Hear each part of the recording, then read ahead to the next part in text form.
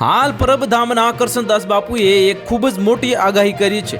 તો પરબધામના કરશનદાસ બાપુ સાથે પ્રધાનમંત્રી મોદીએ મુલાકાત કરી હતી અને તસવીર શેર કરીને માનનીય પ્રધાનમંત્રીએ પરબધામના પૂજ્ય કરશનદાસ બાપુ સાથે લાગણીસભર મુલાકાત કરી અને તેમ લખવામાં આવ્યું છે કે ઉલ્લેખનીય છે કે કરશનદાસ બાપુ ભેંસાણમાં પરબધામના સંત છે। પ્રધાનમંત્રી મોદીએ જમમેદની જે સંબોધતા કહ્યું હતું કે મેં આજે કરશનદાસ બાપુનો આશીર્વાદ લીધા છે।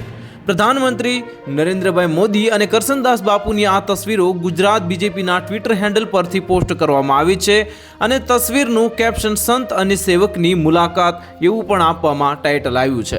તસવીર શેર કરીને માનનીય પ્રધાનમંત્રીએ પરબધામના પૂજ્ય કરશનદાસ બાપુ સાથે લાગણીસભર મુલાકાત કરી અને તેમ લખવામાં આવ્યું છે। થોડા સમય અગાઉ કરશનદાસ બાપુનો એક વિડીયો વાયરલ થયો હતો જેમાં તેમણે વર્ષ 2023-2024ને લઈને એક ભવિષ્યવાણી કરી હતી। વાયરલ વિડીયોમાં બાપુએ જણાવ્યું હતું કે બાજરો અને જુવાર વાવી દેજો, કામ આવશે, એવું કરશનદાસ બાપુએ વિડીયોમાં કહ્યું હતું। વિશ્વમાં 6 અબજ માણસો ભૂખમરાથી મરી જશે, તમારી પાસે બાજરો હશે તો તમે પાણી સાથે ખાઈને જીવી જશો। અને પરબધામના મહંત કરશનદાસ બાપુનો વિડીયો સોશિયલ મીડિયા પર ખૂબ જ વાયરલ થઈ રહ્યો હતો।